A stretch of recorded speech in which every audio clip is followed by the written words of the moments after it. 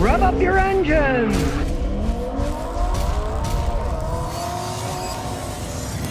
If you own an all-wheel drive vehicle, there's some maintenance you need to do that you didn't need to do before, you probably don't even know about.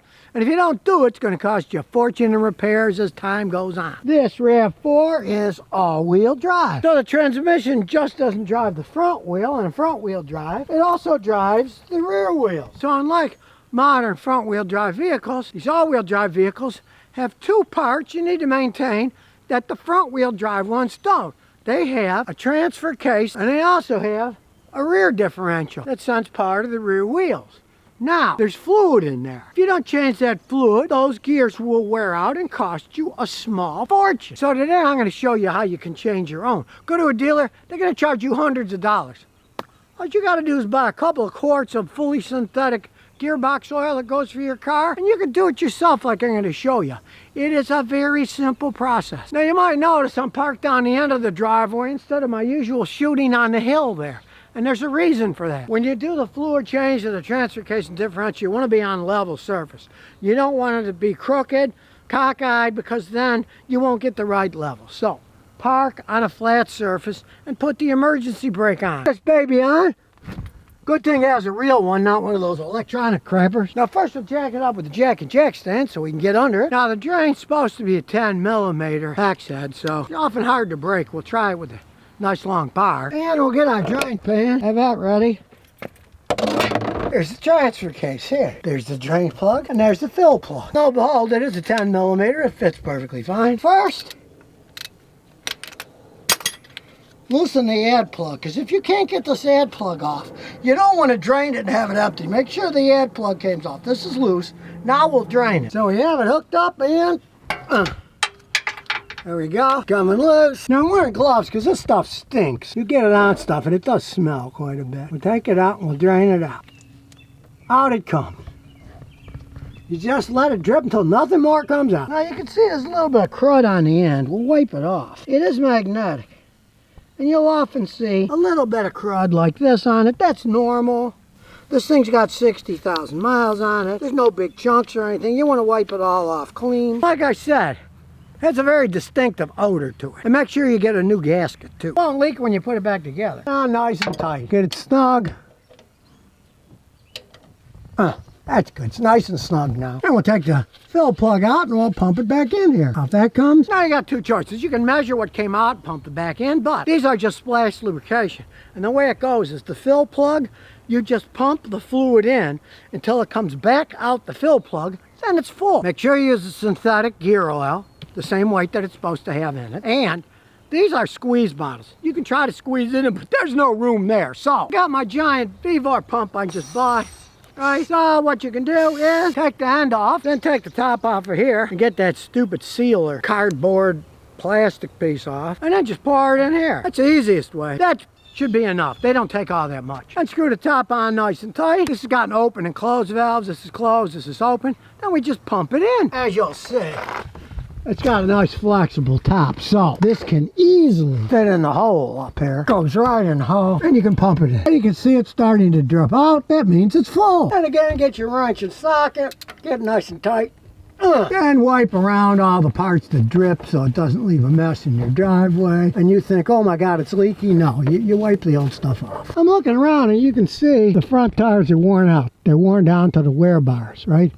It needs new front tires, but here's the problem. This is an all-wheel drive vehicle, so you're gonna have to buy all 4 tires. It's an expensive endeavor. You can see these rear ones here are cracked, so you gotta replace them all anyway. Front ones are worn out. You gotta replace all 4. So in this case, it really didn't matter because the back ones are dry rotted, the front ones are worn out.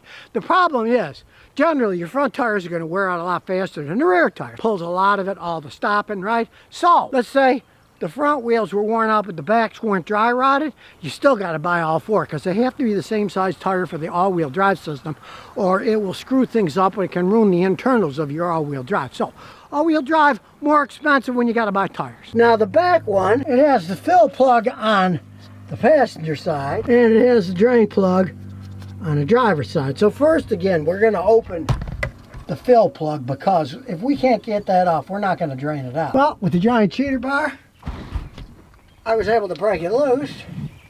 So we can see it's going to come off. Always do that, because if you can't get this off, don't try draining it. And when you pull on it, boy, I'm going to have to use 2 hands on this one. There we go. There we go. We got it off. We get the drain pan sticking under here. And you're going to see not too much is going to come out of this one. These rears on the Toyotas don't really hold that much. You can see it's slowing down already. And it's almost done dripping. While it's dripping, you can see this too. There's a little black stuff on the magnet. That's totally normal. There's no chunks or anything. You will often get little magnetic parts just from wear. This thing's never been changed. It's the first time. Then we'll go back to tightening it up with a new gasket. Get it nice and snug. Switch hands here. There.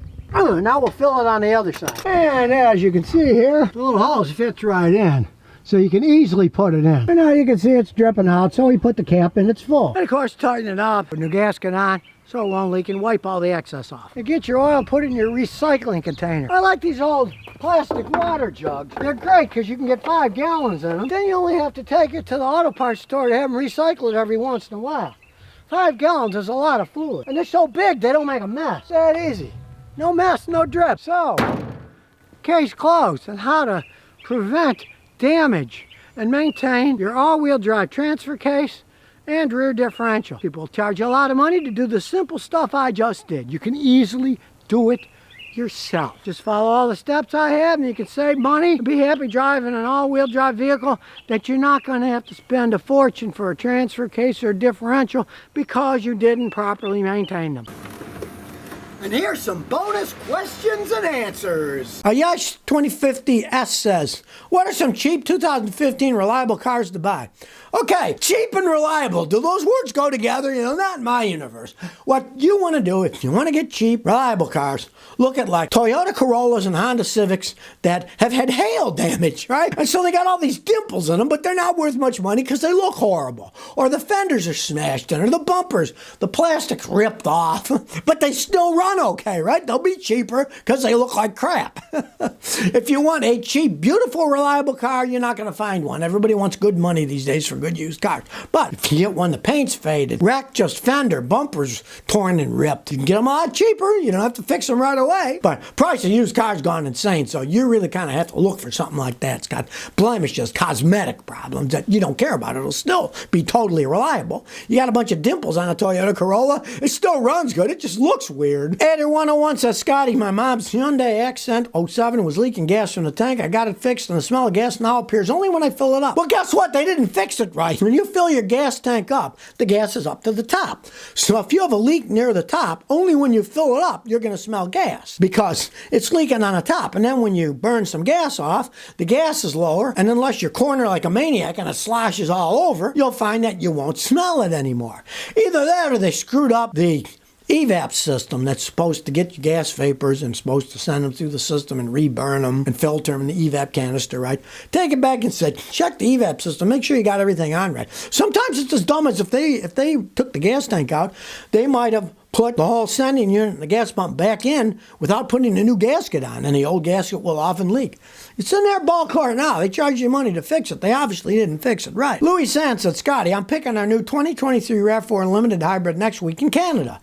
Is it worth to purchase a 7-year extended warranty, which comes with 3-year service plan for $3,000 Canadian? You have to trust the service plans, their insurance policies. I don't trust those people. Had a guy with a Toyota, had a service plan, took it in, and he thought, this is all covered. And then they said, well, your torque converter's not covered because that's a wearable item, so you got to pay to take the tranny off and replace it. Your warranty doesn't cover it. Warranties are service policies written by insurance companies. I don't trust those guys as far as you can throw them. It's your money, but I mean, it's a Toyota. You generally don't need to do anything except change the oil and filter. I'd say nix on that. Nice car, but I wouldn't throw my money away on that and then find out, oh, well, we don't cover that. And it is a Toyota, so it probably won't break anyway. Now, if you were buying an Audi, I'd say you might as well because they're money pitch and you might get your money back, but not with a Toyota. Bill Niles says, Scotty, when will you be in Rhode Island? How long will you be before you go back to Tennessee? Well, anybody wants to visit me, I'm here until the middle of July now. You can just get a hold of me, ScottyKilmer@gmail.com, and set up an appointment. I'm going to be here a long time. I'm checking out all kinds of people's cars now. I just checked out a nice Lexus a guy bought. He got a good deal, but I showed people what you want to check to make sure they're not oil burners because some of their early GDI ones were oil burners. This one wasn't. He got lucky. He got a good used car. So I will be here till the middle of July. Contact me. So if you never want to miss another one of my new car repair videos, remember to ring that bell.